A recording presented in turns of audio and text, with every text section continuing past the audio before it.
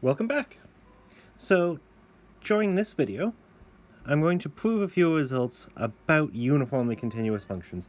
I'm going to prove that if you know that a function is uniformly continuous, then it will automatically satisfy some nice conditions. So let's do that. So here's the first. If u is a bounded set, and f is a uniformly continuous function, then f of u is bounded. And we saw that that is not true for non-uniformly continuous functions. If you just know a function is continuous, well then maybe that function is 1 over x. Maybe the set u is the interval from 0 to 1, definitely bounded. But then the set f of u will be 1 to infinity, which is definitely not bounded. So let's see that uniformly continuous things have this property. And there's an important bit of philosophy that all of these proofs are highlighting. If you want to do things about continuity, you can translate over to sequences, use the fact that we've studied the heck out of sequences, and go from there. So let's do that. Let's prove the following. If u is a bounded set, and f from u to r is uniformly continuous, then f of u is bounded. So let's let u be a bounded set. Let's let f from u to r be uniformly continuous. Let's suppose for contradiction that f of u is not bounded, and in particular not bounded above. So maybe I'll add a little interjection there.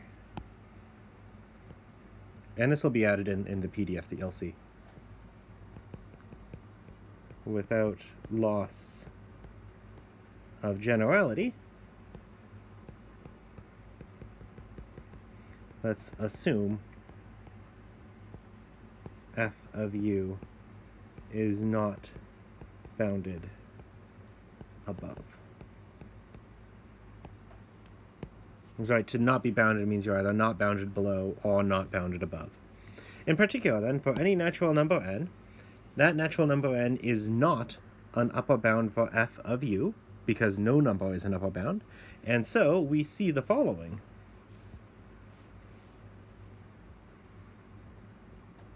There is some y sub n in f of u. And notice, so I'm using, well, it doesn't matter what letter you use, but an element of f of u is like an output value. So those should often be denoted with y's. Such that y sub n is greater than, n. Alright, well, let's play with this some more. So this y sub n is an output value. It's an element of f of u. It's in the range of this function. So let's use that fact. So since y sub n is in f of u, there is some element of u which f sends to y sub n, and I want to get sequences worth of things. This x will depend on the choice of n, so let's just encode that fact.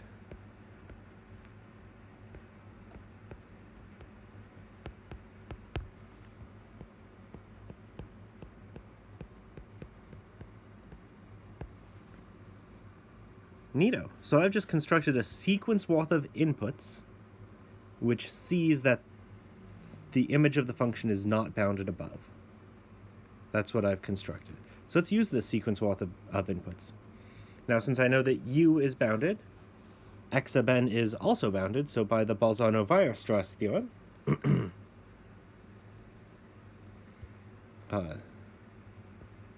x sub n has a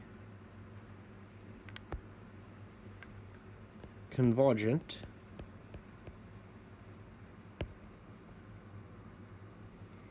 subsequence x sub n sub k. Now, I'm not going to refer directly to the limit because it won't be useful to. And let's try to see why. So let's sketch a plan. So here's something that won't quite walk. So let's let x sub n sub k let's suppose it converges to some output x. So then what you might really want to do is you might say, so that should mean f of x sub n sub k converges to f of x. And I'll come back to this because this is where something incorrect happens. From there, you might say, oh, wait a minute, but f of x sub n sub k is greater than n sub k, and n sub k goes to infinity, so f of x sub n sub k diverges to infinity. In particular, it does not converge. So that would be a contradiction. But why is this wrong? What's wrong here?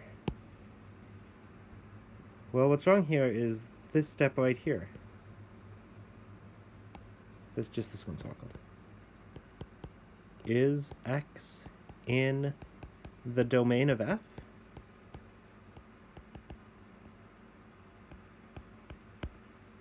Well, let's see. Well, it looks like I have a sequence of inputs which converges to x. All of these x sub n sub k's are in the domain of f.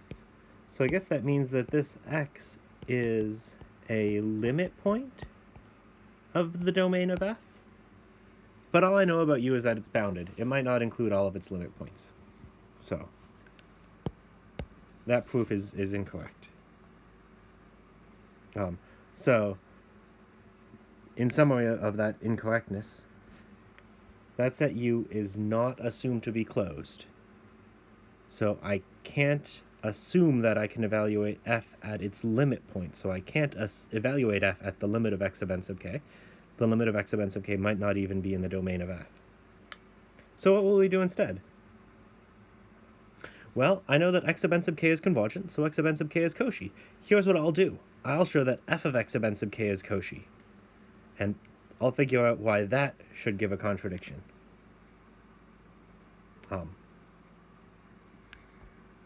Let's see. Let's switch to that color. Let's see. If we can show that f of x sub n sub k is Cauchy,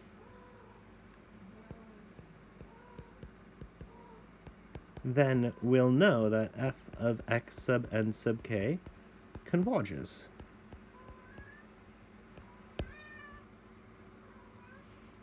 Wait. So that's essentially what the contradiction was up here.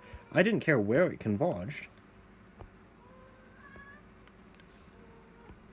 But f of x sub n sub k is always greater than n sub k by assumption.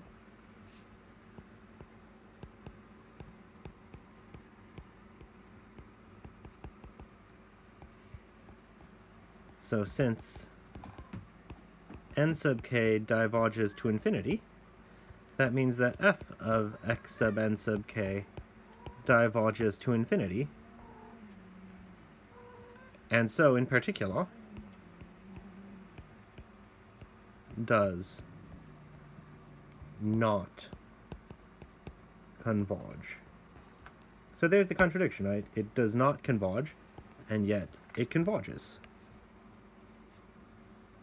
Alright, so with that out of the way, let's show that f of x sub n sub k is Cauchy. So let's remember what Cauchy means. So aside, f of x sub n sub k Cauchy means for every epsilon bigger than 0, there exists some threshold value. Doesn't matter what you call this threshold value. N, such that for all, I don't know, k and l indexes bigger than that threshold value, absolute value of f of x sub n sub k minus f of x sub n sub l is less than epsilon. So that's what it means to be Cauchy. So this even tells us how the proof should go. We should start by considering any epsilon bigger than 0. Consider any epsilon bigger than 0. Good. I now need to come up with a choice of big N. I need to satisfy that. Now, this is where creativity comes in. I just have to use all of the assumptions that I have to get something. So I don't know, let's actually walk backwards. So my eventual goal is absolute value of f of x sub n sub k minus f of x sub n sub l is less than epsilon. But what do I know? I know that the function f is uniformly continuous.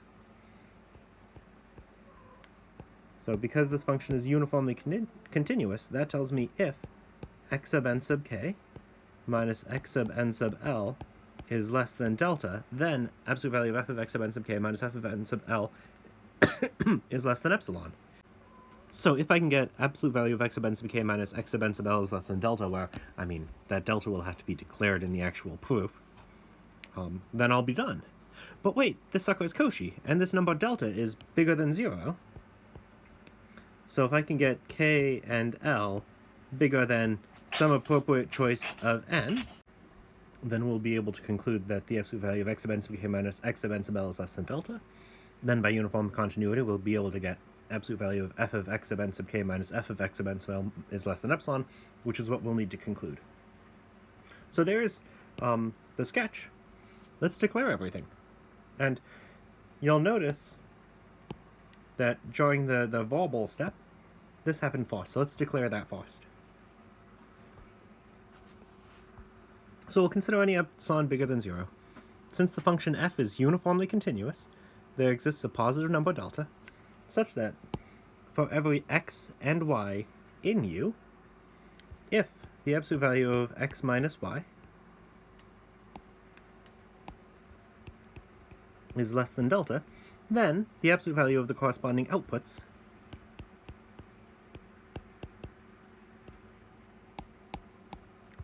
absolute value of f of x minus f of y will be less than epsilon.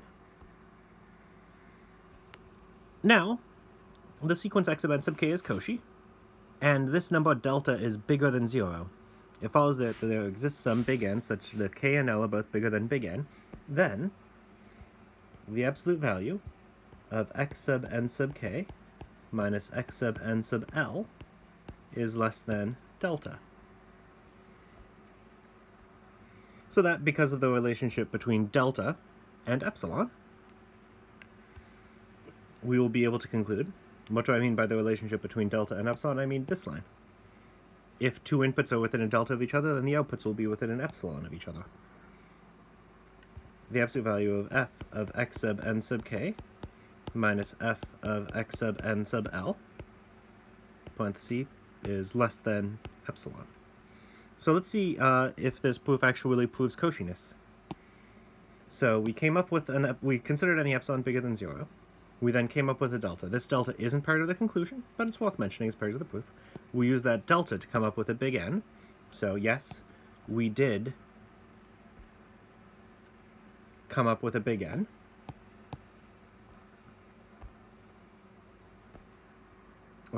Then, whenever k and l are bigger than big N, we did some stuff and concluded that the absolute value of f of x sub n sub k minus f of x sub n sub l is less than epsilon. So the sequence f of x sub n sub k is Cauchy. So the sequence f of x sub n sub k is Cauchy. That's y sub n sub k. On the other hand, let's remember what the actual contradiction that we got was. So it was in green. If the sequence is Cauchy, then it converges. So the sequence f of x sub n sub k is Cauchy, so it converges.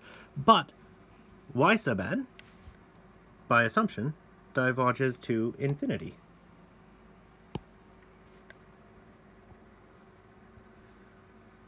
So y sub n sub k, a subsequence of a sequence what diverges to infinity, also diverges to infinity. But this is a contradiction. A sequence cannot simultaneously converge and diverge to infinity. So we got a contradiction. So the thing that we assumed for the sake of contradiction must have been false. What did we assume at the beginning of this proof? Well, we assumed that u is bounded, but that's just one of the assumptions of the theorem. We assume that the function f is uniformly continuous. That's just one of the assumptions of the theorem. We assume that f of u is not bounded. So that assumption must be false. So it must be that f of u is in fact bounded. So the next thing that I want to do, which I think I am going to do in exactly the same video, is there was a step right here where we showed that a sequence of outputs was Cauchy whenever the corresponding sequence of inputs was Cauchy. That's a cool enough result that it's worth stating on its own. So let's prove it. Let's let u be a subset of R, f from u to R be a function. If f is uniformly continuous, then for every Cauchy sequence of elements of u, so if you have a sequence of inputs for the function which happens to be Cauchy, then the sequence of outputs will be Cauchy. So let's start with the setup. Let's let u be a subset of R and f from u to R be a function. I'm interested in just any type of function. I'm interested in uniformly continuous functions. So let's assume that f is uniformly continuous.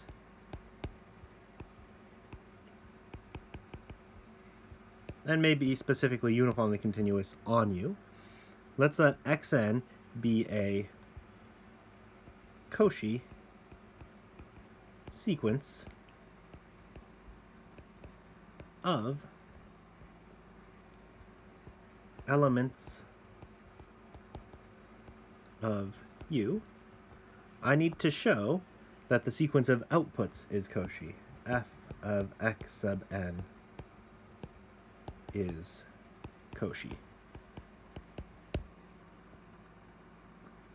Alright, so the proof is going to be super similar to the one that's sketched to the side. Let's consider any epsilon bigger than 0. Since f is uniformly continuous, I see that there exists a delta bigger than 0. Right? There isn't going to be a for all epsilon in this line because I have already declared epsilon. There exists a delta bigger than 0 such that for all x and y, I guess maybe it should be x and p, it doesn't matter what you call these variables, in u, if the absolute value of x minus y is less than delta, then absolute value of f of x minus f of y is less than epsilon. Let's see, so that quantity delta is bigger than 0, and xn happens to be Cauchy. So if I give you a positive number in a Cauchy sequence, I know that eventually the terms of that sequence are going to be within that distance of each other. So there exists some big N such that for all m and n bigger than big N, absolute value of x sub n minus x sub m is less than delta. So I've just come up with my choice of big N, and right, that's the proof of how the proof of Cauchiness should go. You should start by considering any epsilon bigger than 0, then you come up with a choice of big N. Just did. Now we consider any two indices for the sequence which are bigger than that big N. Well, by 3.25, I can conclude, because m and n are both bigger than our choice of big N, absolute value of x sub n minus x sub m is less than delta. Well, these are two inputs which are within a delta of each other. Whenever two inputs are within a delta of each other, the outputs will be within an epsilon of each other. So I can use 3.2.4 to conclude that absolute value of f of xn minus f of xm is less than epsilon. Why does this complete the proof of the theorem? Well, what did we do? We started by considering any epsilon bigger than 0. So we have proven that, so we started by considering any epsilon bigger than 0. So we've proven that for all epsilon bigger than 0, we came up with a big N.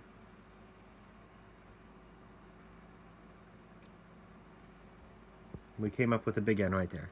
So notice this big N depends on the choice of delta, that choice of delta depends on the choice of epsilon, so that big N depends on epsilon, as you expect it to. So we've proven that for all epsilon bigger than 0, there exists a big N, which might depend on epsilon, such that for all little m and little n bigger than big N,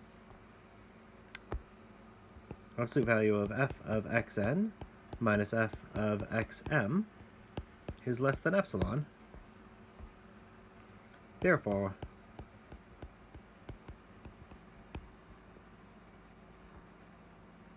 the sequence f of xn is Cauchy, which is exactly what we wanted to prove.